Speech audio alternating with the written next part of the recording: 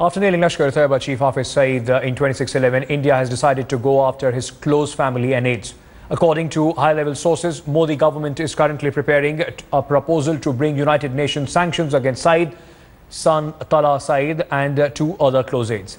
Even as a clear Lashkar link emerges behind Udhampur terror attack, with sources pointing to Hafiz Sayeed's son close association in the planning of this attack. India is now preparing to get sanctions against Hafiz Sayeed's family and close aides, with the Foreign Ministry preparing to bring the United Nations sanction against the trio: Tala Sayeed, brother-in-law Abdur Rahman Maki, and former LET spokesperson Hafiz Abdur Rauf, who runs a terror outfit in garb of a charitable organization. The recent surge in terror attacks in Jammu and Kashmir have an undeniable Pakistan link with captured terrorist Usman spilling terror beats. What further nails Pakistan is also unprovoked firing at the international border. Unfortunately, with Pakistan, the worst is always true. It's always one step forward and two steps backwards. Even in this particular case, where there has been twin terror attacks in Udhampur and a terror attack in Tangdhar, we've seen in this particular video as to how Pakistan is not only indulging in ceasefire violation but also sending in terrorists. We also see in the video BSF giving a befitting response at the international border.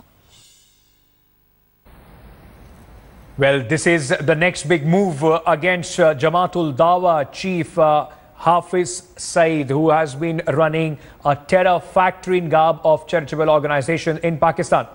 The pictures on your screen is his son, Tala Sayeed. He is now taking over from his father. Links have emerged of his active planning in the recent surge in terror attack in the country. So India is now going to go to United Nations. In fact, what sources have informed us that the country will also be taking support of United States in trying to get sanctions against Hafiz Sayeed and his family members. My colleague Hamza Amir is now joining me on the phone line for more on this. Hamza, this clearly now would be a move that is going to be another flashpoint between Pakistan and India. Well, yes, I think it is. It should be. In fact, even when we were in Faizabad, we revealed some links, ranging back to Jamaatul Dawa as well. And now if this is being said by Naveed, obviously it needs to be verified, because what he's been saying in the past as well have been, conflicting to somewhat extent. But still, this should be a talking point, and it should be something that needs to be verified. And then if it is true, then obviously Pakistan will have to face the pressure even furthermore when it comes down to tracking down on, and rooting down links of terror with Jamaatul Dawa. Hamza, with India moving to get, Hafiz Sayeed and his close family members, including his son, they want them to be under the banned global terrorist list by the United Nations. How is the Pakistani government going to counter that in the United Nations? Well, I think Pakistan has already got a rebuttal to that. Pakistan has put Jamaatul Dawa on the security watch list. And Pakistan also has, maintained this fact, and even Jamaatul Dawa itself, that there is a difference between Jamaatul Dawa and Lashkar-e-Taiba. But now when fingers are pointing towards Jamaatul Dawa, then obviously Pakistan, if it actually gets, pressurized from the international community, it will have to come down to a resolution to that, problem as well, because even putting it on a watch list does not actually serve, the main purpose of actually tackling down or shortening down terrorism that is in fact increasing.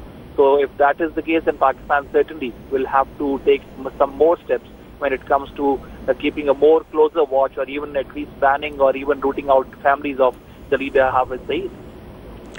Thank you so much, Hamza, for bringing us all those details. Also, let me quickly cut across to my colleague Anindo Banerjee, who's in fact joining me for live from the national capital for more on this. Anindo, this is a bold move by the Indian government.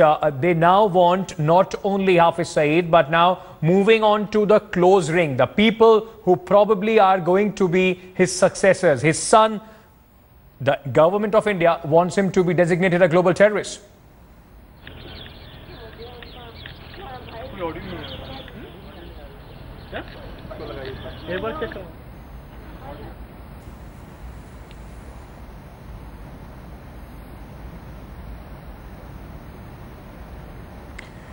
Okay, there seems to be some problem with that link with my colleague Anindo, who we're trying to set up that link as soon as we can. But this is a big exclusive by India today. In fact, the government of India all ready to move United Nations to get Salah Sayeed, Hafiz Sayeed's son, under the global terrorist list. This after the NAB Pakistani terrorist Naved has revealed that it was Salah Sayeed who in fact was active in planning this entire terror surge in Jammu and Kashmir. Anando, can you hear me, brother? Yeah, I can hear you.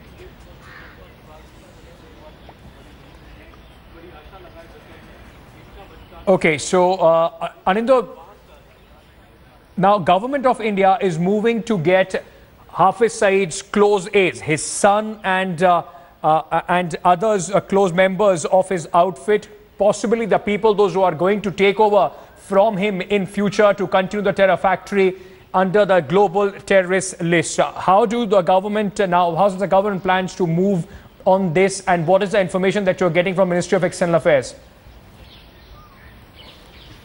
Well, Ankit, to begin with, we are joining out from outside Sushma Swaraj's residence here in the national capital, the Minister of External Affairs. What we are given to understand from the Ministry of External Affairs within the ministry is that the ministry is preparing a note to bring a sanction not only against Hafiz Sayeed, but who has been the perpetrator, main conspirator of 26/11, but also his very close aides. Now, who are they?